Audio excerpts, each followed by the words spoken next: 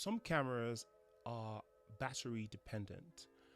Some cameras at least have inbuilt light meters that require a battery, and some of those cameras require batteries that are illegal now and have been discontinued.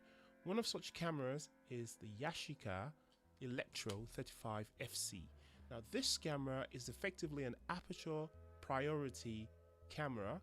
It uses the PX640 mercury batteries. It requires 2 of them, and that is used to operate the exposure meter, and the exposure meter determines what the shutter speed will be.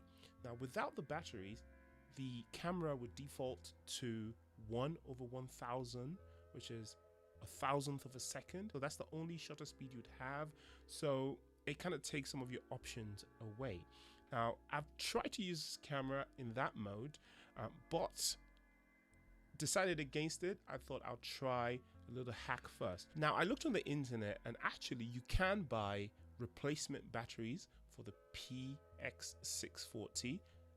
I saw one seller on Amazon who has become out of stock. I also saw another seller, I don't know if it's the same person, on eBay, but they have a restricted number of countries that they would ship to. Plus you can't guarantee what you're getting, if the batteries are actually working properly or not. Now, the thing with the PX mercury batteries was that they could sustain the same amount of current for a longer period of time, and the kind of technology we have now, even though they can deliver the same amount of voltage, they can't sustain the current over the same amount of time. So you would find that your battery becomes either inaccurate or insufficient in a shorter period of time. But if you keep that in mind, then that's up to you, isn't it? I looked also at the Yashica guy's website. Yashica guy actually provides an amazing resource for people in the Yashica vintage camera community, and I couldn't find any adapters for the FC. I found for the GSN, the GTN, and the others, but nothing for the FC. And I think he also incorrectly lists the number of required batteries on his chart, but I might be wrong. He might have been looking at a different FC. I have no idea, but the one that I have here appears to require 2 batteries. So if you can't afford to buy an expensive replacement, or you can't find, like me, you can't find any other options, then there is one option that you could try, and that is to hack 2 LR44 batteries.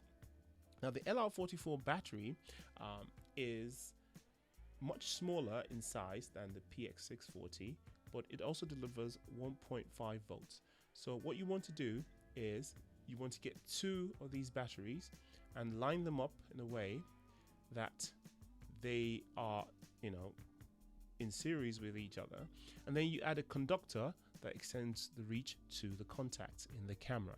There are 2 ways that I like to do this. If you look at the remaining space that you need to cover after putting the 2 LR44 batteries in the FC's compartment, it's just a little bit larger than 1 LR44 battery. So effectively you can find a dead LR44 battery, so it's not adding voltage to the setup, and wrap that in a bit of foil to extend its range so it reaches the contact. That's one way of doing it. Or you can just basically fold up a bit of foil to just fill up that distance so that it reaches the contact. But these 2 methods increase the amount of metal that's sitting between your batteries and the contact.